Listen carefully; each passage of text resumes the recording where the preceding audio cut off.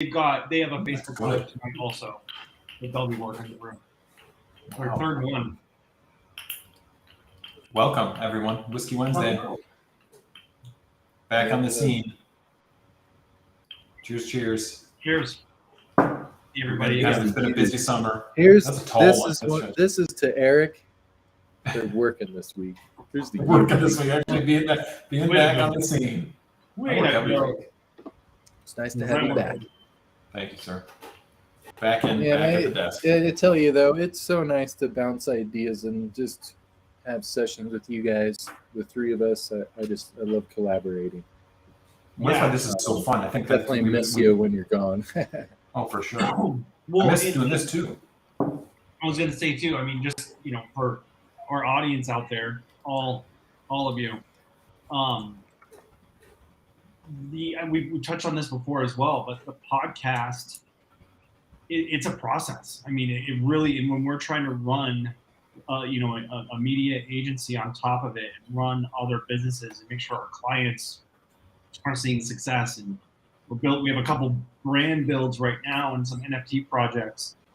We forget, there's just what I'm trying to say is that this podcast is a really nice opportunity for us to just have a fireside chat with each other, collaborate. But we're still figuring out our voice with this and how this works. With that said, we just knew that sitting back and not doing anything was worse than actually just getting out there and just starting to riff and figure out, how this flows. What are some good topics to discuss? How big of a show do we have? What time do we have it at? So, we appreciate everybody who's watching us and following us, because it's a learning process for us. Just creating this podcast, this stream, and just that's about it. That's all I want to say. We're open to feedback. If anybody ever wants to shoot us a message on topics or discussions, we're totally game for that. So, yeah, good perspective there. I think that's the biggest challenge has been trying to figure out a way to make the most sense for us in terms of how we go about doing this. We like the live nature of it, but at the same time, we also know that we probably tighten it up in certain areas and be a little more focused, laser focused on maybe specific topics. We like the idea of bringing and discussing kind of current topics, because I think a lot of the time we kind of stay ahead of what I think is out there in the mainstream, because we're catching these kind of whispers of content and articles and stuff. So I like to be able to talk about them right as we hear them, because it is, immediate.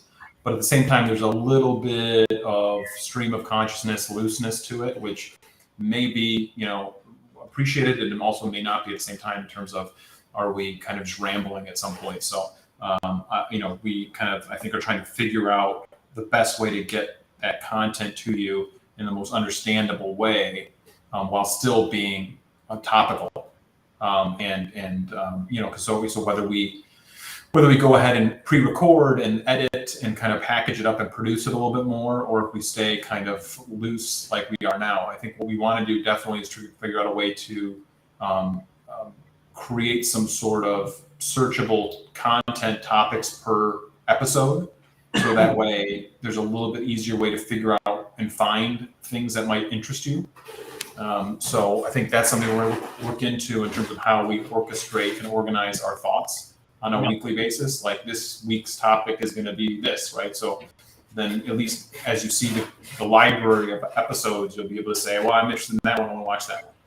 Which I don't know that we have set up kind of currently. We've been a little bit fast and loose with what we talk about. So that's kind of something we're going to work on. And yeah, again, it's kind of it's a bit of a learning curve. We're not on-air talent, but I think, the content that we're bringing to you is relevant to our industries and I think our client base.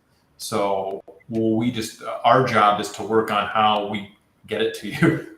I think, and that's where we're headed towards. So, but it's an interesting. I enjoy the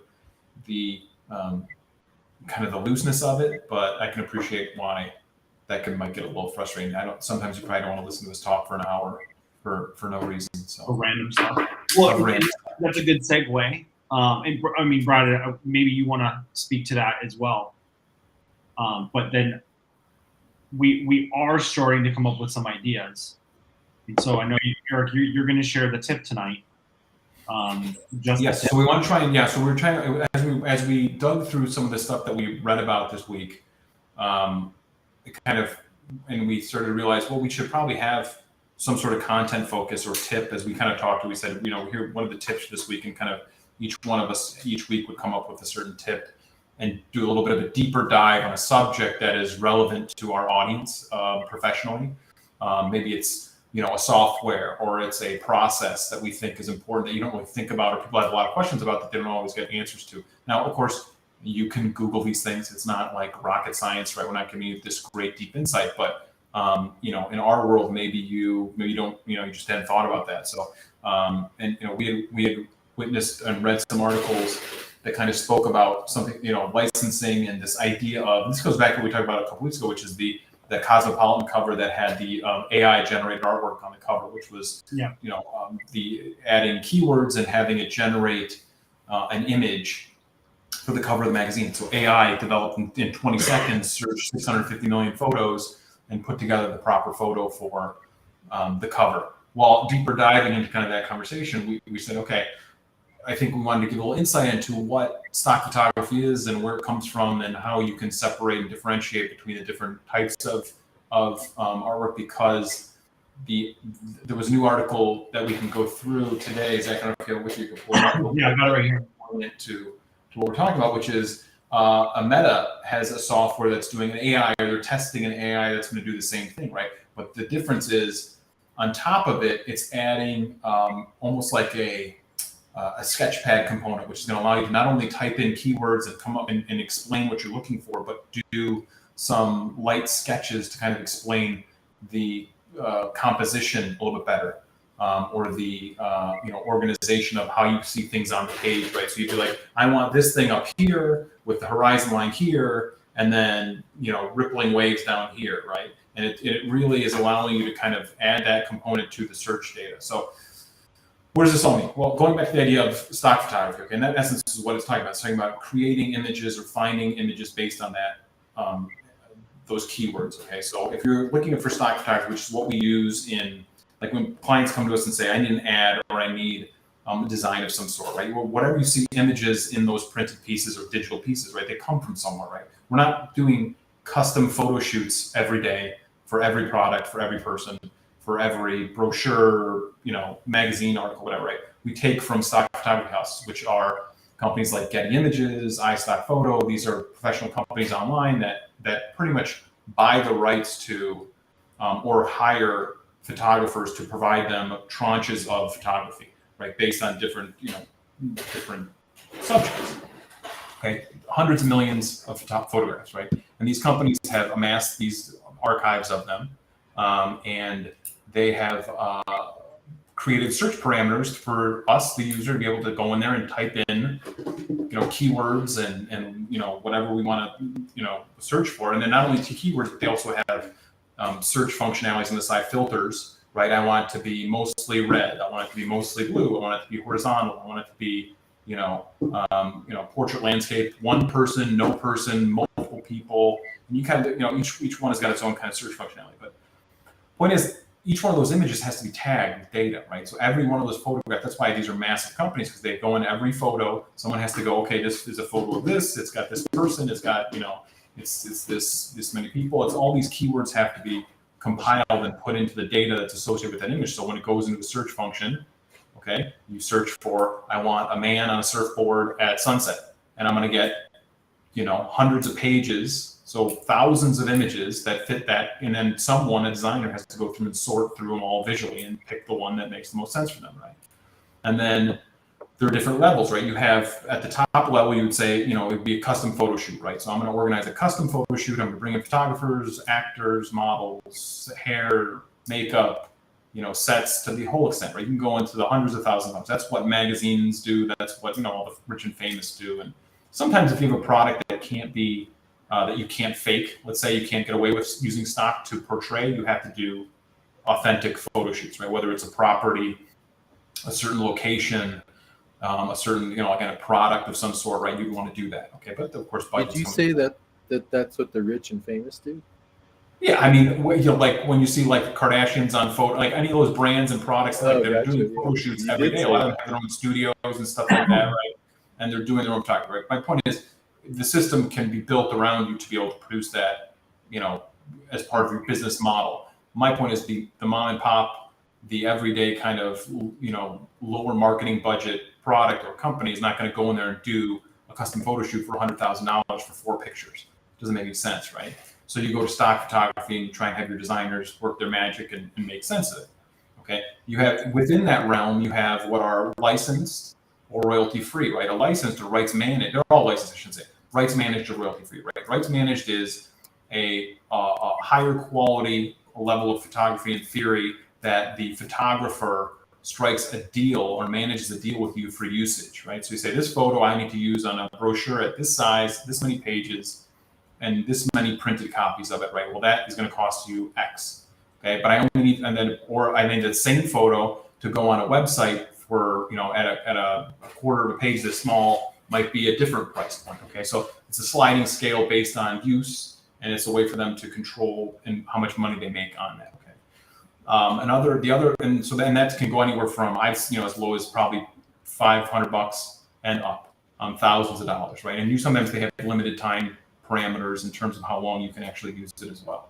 The other way is royalty free, and royalty free is just those photographers have sold the photo or have contracted with the photo houses to sell them for unlimited use. In essence, there are licensing agreements, and if you read the fine print, it'll tell you how often and how you can display it. But usually, you're paying a flat fee based on file size or the resolution of the photo. Okay, so anywhere from $50 to probably top out $500, something like that, the most, and you get virtually unlimited use of that photo. But someone else can use it as well. There are buyout. Some of those photos do have buyout, prices and stuff where you can say, I love that so much, I want to be the last person to ever be able to buy it.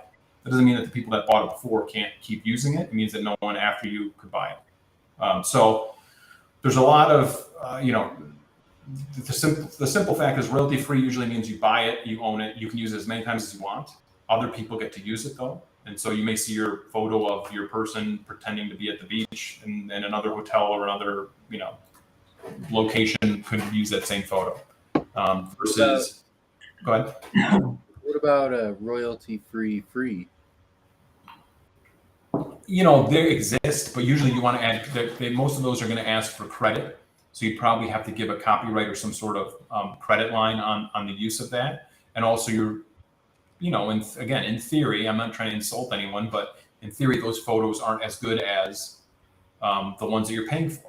Okay, so my point is, if from a legal standpoint, you can't go on Google and search for an image on Google and use that image in a commercial way. You can use it personally all you want, all day long. I don't think it's really gonna be a problem, but you cannot sell it. Just like, it's funny because I was looking at, again, an old video. I think we were watching a YouTube video of an old music video, and the FBI warning came on. I still think it's on a lot of stuff too, but the FBI warning of you cannot copy this or you'll go to jail warning, right?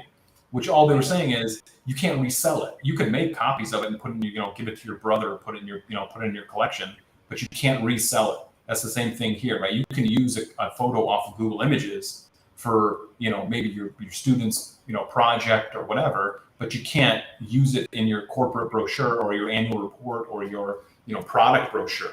Right, you have to give, you have to pay or give credit or create, or coordinate license. Is that the same for editorial use only? So let's say you're paying for. So those are different. Yeah, those are different photos as well. So for editorial, those are specifically for editorial use, and that's a whole different kind of setup, right? I'm talking specifically for commercial use and not for editorial use, right? That's a whole different set of photos, which you can search through Getty again, and all those stock houses still have for editorial use stock available. And that's usually through used for publication. But again, as long as you would give credit to the photographer, and I think that they are. I don't think it's free. I think you're still gonna have to pay for it too. So I can't remember if on Adobe if they have. I've just seen them pop up. I haven't used them, but someone just wanting to post for organic content or whatever, there are some editorial use only images. But that's also, but see that what you're referring to is that's also you are buying into that system at some point. Correct, You know what I mean? It's not free. It's like Adobe's covering the cost on that. They're Yeah, just you selling, still turning license it over them to to you. go- Yeah, and Exactly. as long as you don't use that image to then go and sell services or products, Yeah. that's kind of where I think, from what I understand, that's where you cross the line. If you use it for a Well, blog, usually for profit, yeah, that's Yeah. the thing, right? So circling this all back around. Really, the whole point of this was to talk about how there's these new AIs coming out now that are working with search parameters, which are similar to what you would use in a search for imagery, right? To create images, right? That's what I think is very fascinating. We talked about this a couple weeks ago, which is this ability to kind of remove a designer from the process and be like, hey, if I'm an account manager and I know this is the art I'm looking for, maybe I can do it with a couple of keywords. And now if I can start just sketching quickly, like I need the thing to be up here and I need this thing to be over here and I need that to be there. Yeah. Which if you scroll down on this page here, it actually shows it.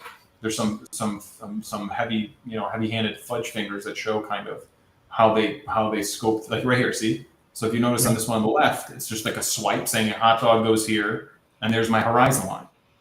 yeah, There's a hot dog floating in the sky photo, high resolution, right? And boom. And that's what's coming up, right? That's what it's able to operate. Now, these are all in testing phase and research phase right now, so they're not commercially viable yet. But if they're testing, go to the next one down there again. It's the same deal, right? Skyscrapers in the desert. So if you have the ability to sketch this out, now you get even closer by showing, kind of, getting there quicker. So it's just fascinating. It's fascinating that this is, that this is kind of that culmination of search and meta tags and things like that, right? Which is kind of, that's everything you search in the world is tagged somehow. So some person still has to go in there and kind of manually enter that kind of tagging data. So especially when it comes to images, right? Because even AI, I don't believe is smart enough to tell the difference between, and enter that kind of those search parameters yet. The language has to be kind of put in manually.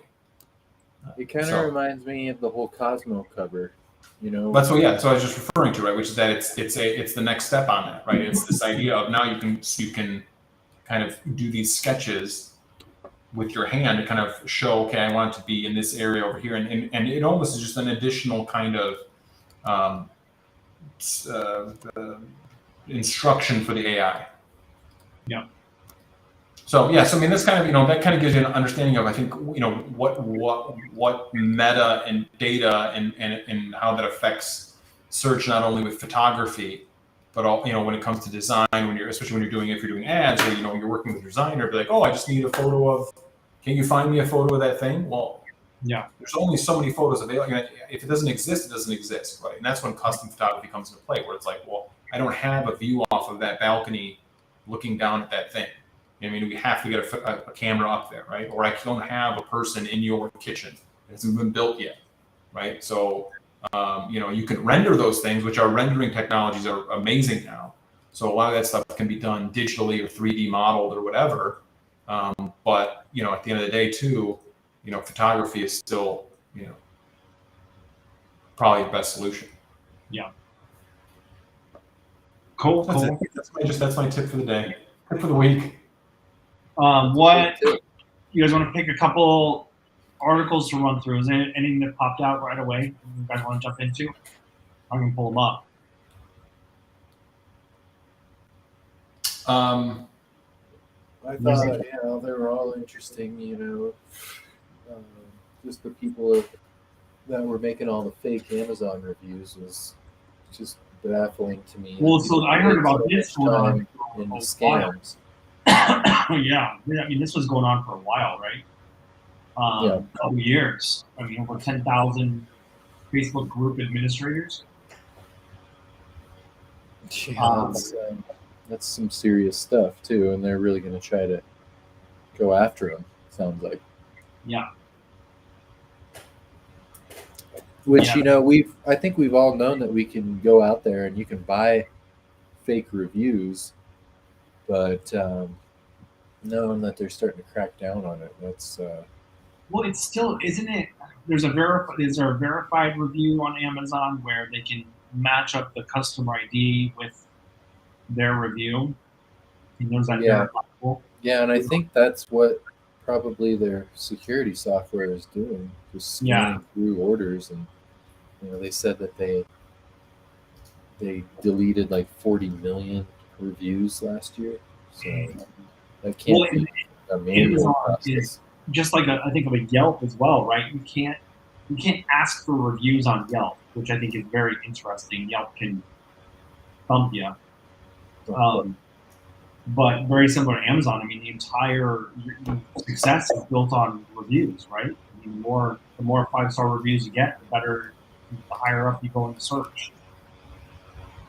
So, I thought that was really interesting as well. And I know for a fact I've met individuals who are literally either looking to buy reviews, looking to skirt it in some way or fashion. So it was fascinating. Well, and I think it's testament to where everything is going, to where reviews are really going to be what algorithms are looking at to find real data from real people, because businesses can come up with content and verbally vomit keywords all day long, but the most important thing is what is coming out of a human's mouth, or like a real customer or a real client. Those real reviews are going to be the most important things that the algorithms are starting to pick up on. And then if we look at, it kind of leads into that other article, which blew me away too, is that. Well, let me real fast. I just want to make this point too. Doesn't this just prove that transparency, trust, building a business and a brand the right way? It's the only way to do it. It's you used to be able to skirt this stuff, and now the algorithms, everything's going to eventually catch up to you. And what happens if your Amazon store was relying on thousands of fake reviews? It just took them out. So. And but that does lead into the other article about Gen X, or not, millennials using Twitter and Instagram to search instead of using Google, which is crazy. Yeah, exactly right. Yeah, which is very fascinating. They're looking for people, like real people, instead of for authentic reviews, right? Yeah, they go to TikTok now instead of Google. Which, I mean, I guess you could say that has its own issues in terms of authenticity too, because a lot of the influencers are paid. And I mean, I guess they have to, best practice, if not legality-wise, is to acknowledge that you're paid. That's a paid endorsement. It's a whole nother set of problems. Yeah. Yeah. Hence the last elections in Russia. Well, and that goes deeper into the whole idea that struggles with TikTok, right? And that TikTok is a Chinese government-run, company that people don't quite understand or realize that that's what's happening. I mean, I know, not to be a conspiracy nut, but that is an issue, and we've talked about that in the past. Is that it's like, apparently, data concerns are there, right? And it's it's a problem. I mean, I don't know. I just don't. That's good. They have direct access into our phones and into our lives, and I think that authenticity again is the issue there. And even if you don't want to look at security for that purpose, it's just authenticity in terms of the reviews that you're getting. So yeah. Well, and Eric, just to go on that, I am a conspiracy theorist. No, I'm just kidding. No, but I would go. What's the risk for you to build, number one, your business on a platform that's they say it's in Beijing, whatever, tomato, it's Chinese government. What's the risk to you to really build up a following if you're, say, an influencer or a marketer on a platform that may not be here in 12 months? Or number two, that you're potentially, let's say you've got 10 million followers, you're potentially sharing intimate secrets and stuff about American lifestyle. And there's probably not that big of a secret, but maybe there are some secrets there that are you comfortable doing that? I think. Well, I think that not so much that, but it's more about the guilt of you're luring in these people into that platform. Yes. So you're complicit. Yeah. Exactly. There's an issue there. That's the issue, that you're complicit in luring in people into that network. Yeah. Which I just don't understand how it's not a bigger problem. But I've been proven wrong before in terms of it's a huge the way the world works. But there's a lot of people waving flags pretty hard, and I don't think anybody really cares. Honestly, that's a worse statement to make. Is that no one cares? Like they just are so. They don't. My wife will continue TikTok. I tell her, China owns you. It's the junk food, right? It's like we enjoy it, so I'll keep doing it. It's like, I don't know. Yeah. That's trouble. Yeah, big time. Anyways. Yeah, it's crazy. Yeah. So. I feel like we have a lot more to say about that, and we're just kind of. We want to do something a little bit less politically converse. Yeah. Because it's hot as all get out here, and hot as all get out where you are. I think this is really cool. And I thought was really neat is that White Claw is creating a cooling mural to help Londoners BT. Because in London, believe it or not, it's like 104 degrees. It was like 104 degrees there yesterday, right? This was my study on Celsius versus Fahrenheit. I really spent some time digging into conversions the other day because I was very curious about that. 104 degrees in London, and they don't really have air conditioning there. They're not built for that kind of climate. So I'm big on signage and billboards and cool ways to project your marketing. You're not buying that this works? There's nobody standing there. I don't believe it. Of course, because I took a picture. But they created a billboard that for White Claw that had looked like ice and chili, and they had cooling mats behind there. So when you touch it, the wall was cool. So in essence, a refrigerated wall to a certain extent, right? But my point is that not only is that possible, of course it's possible, is that someone was willing to go the extra mile on a billboard. Like you could have made it look like that and called it dead, right? And what my respect is that they were able to convince the brand to spend the extra money to go ahead and do something cool like that. Because I can't tell you how many times I've had conversations with clients where I'm like, had these great, I'm somewhat notorious for having these wild ideas when it comes to signage and street signage in cities and stuff. Because I always want to do cool stuff to get people to stop. Right? At one point, I wanted to do on a construction barricade, which are the things that you walk by on the street in the city that they have the roof over your head and they're so that stuff doesn't fall and land on your head. Well, we always wrap those with signs and stuff, right? You do construction barricades and stuff. Well, I was like, what if we took a container, cut the front of it, and made it like a diorama, like of your unit up there. So when people walk by, you could have actually actors living in the unit. When you walk by, you saw the cool interior. Of course, no one wants to spend the money to do that, right? But it was a great idea because the property was right on Wacker Drive in Chicago, and it was you'd have gotten not only would you have gotten news publicity, you would have gotten it would have been crazy, right? It would have been the coolest thing ever. Of course, no one does it, but those type of ideas I'm always thinking in those terms, and this is kind of right down that alley, which is at one point I wanted to do a green wall too, which was just all shrubbery and stuff like that, and do that the barricades with a green wrap, which now is all the rage, where people do fake greenery or whatever to block stuff out, right? Yeah. But again, I've been doing this for 20 years, so some of these ideas were a while ago. But this is a cool one where it's what a cool way to make it interactive and tangible, right? And so you could actually interact, especially in a cool way. So this one really popped out at me today as being kind of neat. And, what is this? Did they put in a cost? How much more? Because it's cooling gel pads. Well, it's pads. So the question is there a system behind, a coolant system running behind it? Right. I imagine best case scenario is it would have some sort of, coolant behind there and that refrigerant. So well, they even say here, they're leaving it up for 2 weeks. Yeah. There's obviously an ongoing maintenance cost in that. Yeah. So just a cool concept there. But that was kind of neat today. Yeah. But that's again, taking as here's a designer telling you, right? So those are the things that separate you, right? So this obviously White Claw is a huge brand, and these huge brands have a lot of money that can do this stuff, but no one ever did it before. I've never heard of it being done before. No. So it doesn't take a rocket scientist to figure that out either. It's just doing something cool and someone being willing to spend. The hardest part is getting corporate people to spend extra money on things, right? Yes. For no reason, right? What is if I were to go on the pitch on that, I'd be hey, here's a great idea. What if we did a wall, a billboard, but they could actually touch it and we'd cool it? Let's make it so cool. Well, it's going to cost you 10 times more than the billboard would have cost in the first place. No way, right? It's like, no, I'm not doing it. Okay, fine. So put your lame billboard up and no one's going to hear about it. But here we go. This is in London and we're looking at it and it makes me go, nah, I could go for a White Claw. Yeah. Right? What about a gobstopper? Would it make you go? This was cool too, right? The gobstopper shoes, which is really a neat concept, which is that it's layers upon layer of.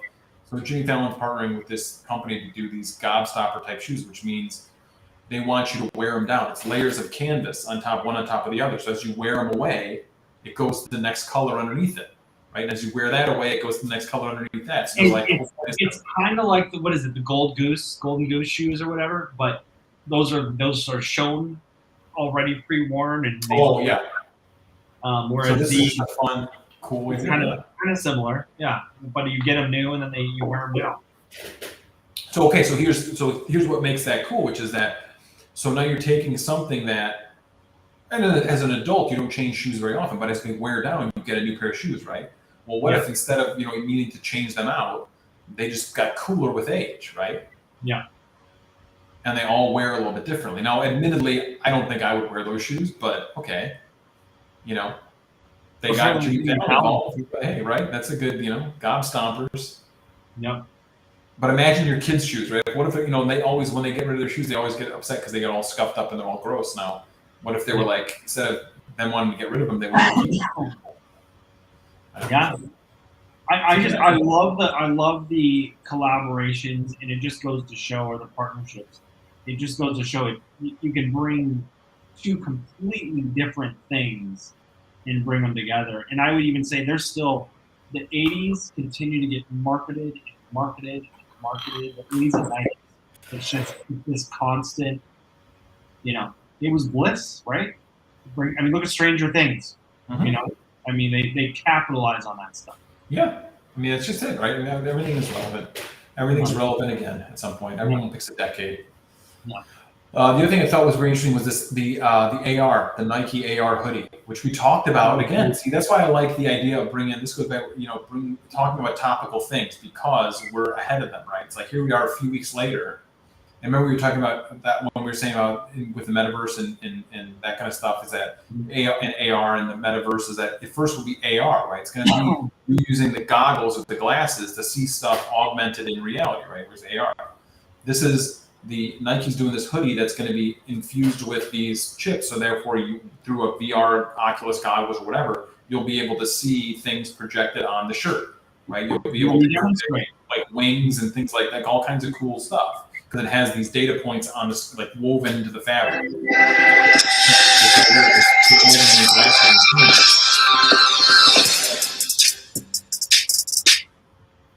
Simple. What was that? A 4-second commercial? 5 seconds? That was quick, right?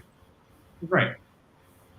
But again, it's the idea of the metaverse. Like it's adapting this whole new technology, but making it more tangible. Where it's like, look, it's just a way to kind of do some cool stuff in the web. It's bringing Web3 into it and everything. So we're talking about the evolution of Web3 and what the purpose is. And, this is just an interesting way. What's the purpose? Well, there is no purpose, but the only things have no purpose the purpose is marketing. The purpose is cultural, credibility and relevance. That's the purpose. So absolutely. Right. I know we got a nice one in here for you. Nice, fat, juicy one. What was it? This is a whole different. This was the C++. What was plus? Yeah. C++ successor. Did you get a chance to read this one, Brad? I didn't read that one, but I just read a little bit of the headlines. And it's interesting. Google's just trying to stay on the forefront of everything. Well, and just creating your own language, that just shows that like these companies that are just massive. Think about the R&D that they have available to them. Right. You don't think honestly, you don't think about that. It's like it's like I cannot even imagine what goes on in those think tanks that they have like in their offices, because to them it's not for the greater good. They're looking for profit. So they're clearly throwing, like Apple, right? You're throwing dough at R&D. Like, whether it be Facebook or Google or Apple or, Amazon, right? These companies are spending, I would venture to say, more than most probably, government agencies in R&D. Yeah. And not only that, but it's probably even better people. I mean, other than DARPA, you know what I mean, which is like the cutting edge of everything. I mean, of course, military always probably has the most cutting edge stuff going on. But like when it comes to tech, I bet you, I bet you they're not also not even telling us the government contracts that some of these companies have. Oh yeah, definitely not. I mean, I kind of go. My question is why? Why does Google feel the need? I mean, to create a new software, a new code. My assumption is boils down to it's going to benefit Google one way or another. Is it simpler? Is it more efficient? And I mean, they have their pointers here, which is more, Brad talk, Brad speak, if you will. But yeah, I mean, that's kind of where I who knows what is their motivation behind it? I have no idea. But probably just to control the space, right? If you can control the language, you control the space, and if it becomes ubiquitous, then all of a sudden you have a greater foothold on that, those websites and that programming, right? What was the last big, what was the last big code? Well, we're seeing that with crypto and NFT. I mean, I was talking about someone the other day, which is that all these are new coding languages. These are cutting edge coding languages that they're creating for the blockchain and for NFTs and all that stuff. Well, because and here's where I'm going with this too. I mean, look at these platforms. You used to have to be able to code in HTML or Java or whatever, and you have to know CSS. Now you just go to Shopify or you go to Wix or you go to WordPress, right? There's like you don't have to know how to code anymore. You can get to certainly to get across your basic needs, right? Yeah. Like when we talk about even more. Does this give you more?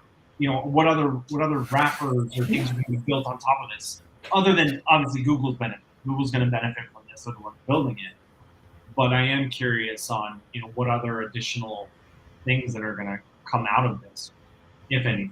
I don't know. Yeah.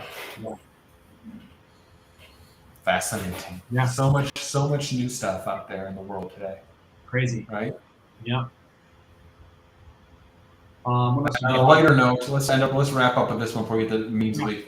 Paternity leave. Only because one of our clients is a pet product company. Paternity leave. The fact that some of these companies are allowing you to go to be with your pets and take time off to raise your pets and that kind of stuff. So how do we feel about this? It's up to the company. Honestly, I mean, ridiculous. Dogs are taking over. I'm sick of dogs. But the question is, what again? I mean, it's normal. Let them. It doesn't hurt anybody. I mean, let them. It's the company. If that company decides it's important, let them do it. It doesn't. It's not like that's not one of those big ticket like anger items that is out there. It's like it's up to those there's a lot more. If you're a pet, it makes sense. If you're a pet care company, that's your audience. Wouldn't you want to? I mean, if you're Well, I do like it when companies have the pet day or the dog day, and they can bring their dogs in on Thursdays. I think that's awesome. I think that's so cool. If you're a pet product company, though, why wouldn't you do that? It makes complete sense. Yeah. Oh, totally agree. Yeah, absolutely. So, honestly, it makes more sense to do it than to not do it. Yeah. And I mean, I guess is it as bad as it sounds? Is it the inmates running the asylum? I don't know, but I mean, it is what it is. I mean, that is what it is. And the world that we live in today, branding and PR and how you're viewed is as important as it affects the bottom line. Yeah. So if it's in your space, and it's your audience, and it makes sense, that money is money well spent, right? Whatever it costs you, it's a branding cost. Honestly, at the end of the day, it's a branding cost. That's almost like the de facto or the default kind of dumpster in the checkbook, which is like all those things at the end of the day, things that you think are bottom line, they affect your bottom line revenue. Think of them as marketing expenses. You're just making yourself look better. It's a branding expense. Boom. Well, You and know? I would argue this as well. I mean, look at how difficult it's been for companies to hire new talent, and obviously keep talent on. And if you got to give them a couple weeks of paternity leave, maybe that's a good investment. Yeah. You know? Again, if it's on brand, why not? I mean, it could. That applies to even if it's not on brand, right? It's more about workforce management, right? So fine. So that goes even beyond, which is that retaining. You know, it's the idea of the perks. You know, the ping pong table at the office. You know, the buffets, the food, the 24-hour coffee bar. You know, all those things that are just becoming part of kind of work lifestyle. Yeah. Why not? And they said bring your dog to work thing, and daycare at work. I mean, these are all things that are just there to make your workforce happy and productive. Absolutely. And create, with a better mousetrap. You know what I mean? If all these things are there for them, maybe it's a kennel in the office. You don't see that. Yeah. That's the next thing, right? If you have daycare in the office, why not a kennel? Dog sitter. This I thought was a great. Honestly, that might be. Again, we're going on a tangent, but that might be a lure that some of these people have, because all these people that got dogs during the pandemic, right? Yep. And they didn't want to go back to the office because maybe that's one of the reasons. Well, I got a dog now. I got to take care of him. I don't want to go back to the office. What does that really cost? You need 2 hourly employees. Feed them. You have a playroom. They have cages, kennels. They go out on walks. They get to see their owner. It's 2 employees. It's 2 employees. Really? In a big company, it's 10. Fine, whatever. But my point is, percentage-wise to your employee base, it's got to be like an infinitesimal percent. Absolutely. Yeah. That's infinitesimally And small. we know dogs make everyone happier. They're unconditional love. But if you're an employer of 10,000 people, even if you have a dozen or 20, dog walkers or dog people, which they might even have already for all I know. I'm not in corporate America, so I don't know what they do, what they offer. But my point is, if Google has, a kennel program, why not? Yeah. Anyway, This, not to I thought this was a great article. this shifts over into our NFT coverage for the day. Yep. Crypto winner. This guy, Bruce. I think I put it in the. I did post this on our Twitter. But this was a great find. I think Eric, you found it. Eric, you found it? No, Brad found it. Great find. Yeah, really makes a lot of parallels, but even says, kind of breaks into the investment numbers. Anybody who's wants to learn more about that, but a lot more. Let me pull a sentence here. Even year over year, I think they said May year over year, crypto trading was still up 89% during this whole. Well, I think the point is there were a lot of key metrics that tied back to that .com bust, and companies were doing a lot of the same things. The best analogy I used was Pets.com, how they went in and they over-invested in like Super Bowl ads and all this stuff, and there was just it just didn't make any sense. That the financials made no sense. The amount they were spending to justify lead generation, it just made no sense for their bottom line, right? They couldn't. Right. So the same thing's happening when they were saying about even crypto companies, again, were doing that at the Super Bowl this year. And they were doing all these crypto ads and doing the same kind of thing where they were spending all this money to market and go beyond. It just was, those were the kind of the 2 things that. Well, very similar to we crashed, right? They just expand, and then all of a sudden we got no money left. And it's time to pay and then you got to justify that money in the first place, and it was just it didn't make sense. But what's interesting is they mentioned here, while slowing down in the current economic climate, is still flowing 4.2 billion in May. So there's still a huge, I don't know if they compare it to the .com specifically, but I think the point is there's still a lot of liquid that's going back and forth right now in the crypto markets, even though it's a winter, so to speak. But then let me see, what did ETH do today, and what did Bitcoin do today? They were up. Were they up today? I think they were.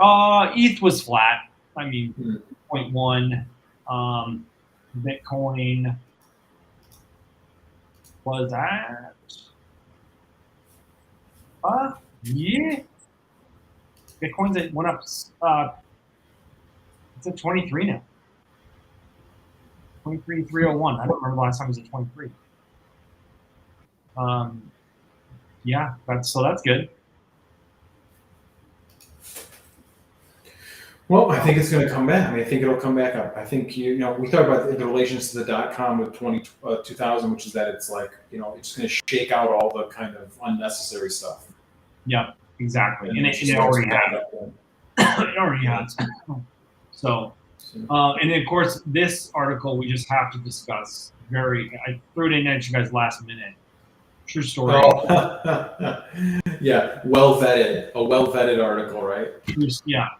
They should list in the memes of the Wait, week. what's the? I didn't see the Onion one. Oh, What was dude, the this headline? is so a Dairy Queen, Blizzard machine turned sentient and just decided it was tired. It didn't want to work anymore.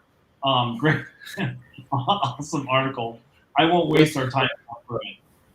Wait, go back to the It's a headline. good segue into the memes of the week.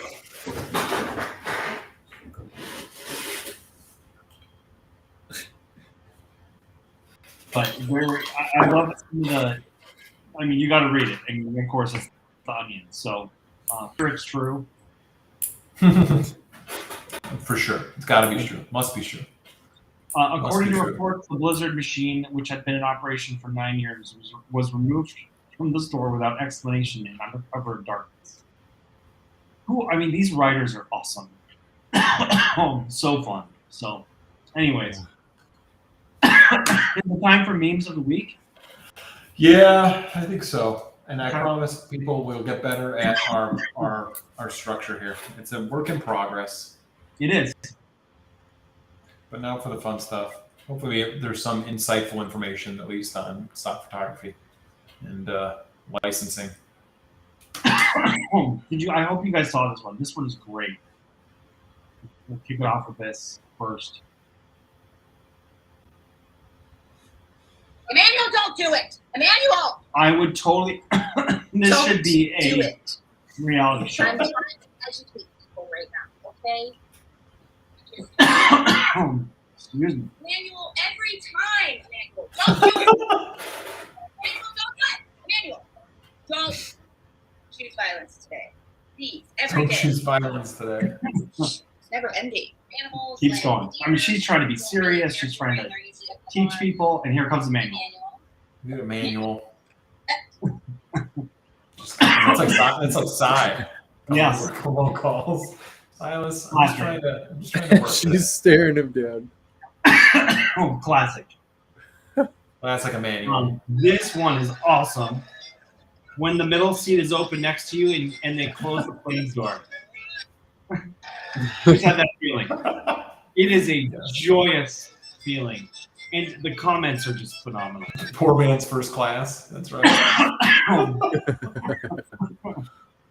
Has This is anybody, if I tell you. who are the Stranger Things people here?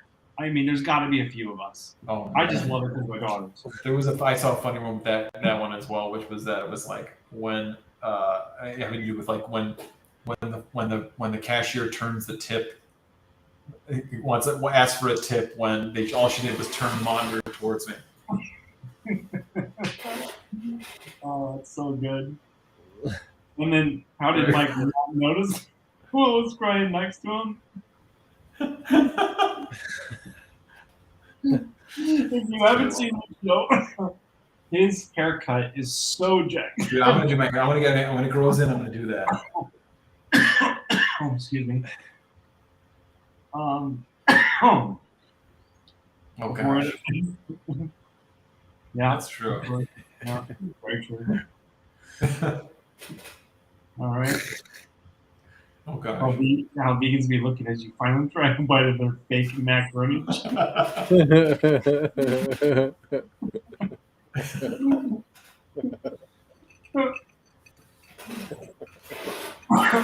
Replacing orange juice with mac and Oh, cheese. gross. It's like we would do this to Eric. Dude, that's mean. That's just so. Anytime. Oh, that's just gross. Oh. Replacing orange juice with mac and cheese. Ugh. Oh, one more time. Oh. The fuck is wrong with you? Replacing orange juice with mac and cheese. I got very angry about that. That guy got very angry about that. I feel like This is true. This is 100% true. I don't know if I think both are classy self-care. Yeah. I want this set. I know, right? Not cool. Yeah. So cool.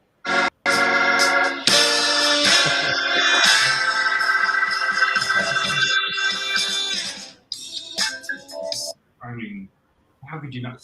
And Eric, you guys are like big time Lego. Lego people, yeah. You know, that's that would be a daddy Lego set. That is great. My signature move. I feel like this has been me my whole life. Yeah. Ghost, man. Ghost out. Yep. Spectre. Oh, that's gross. Low carb. This is low carb moose. Oh. Go powder. That shit from a butt. Oh, boy. That's it. That's memes of the week.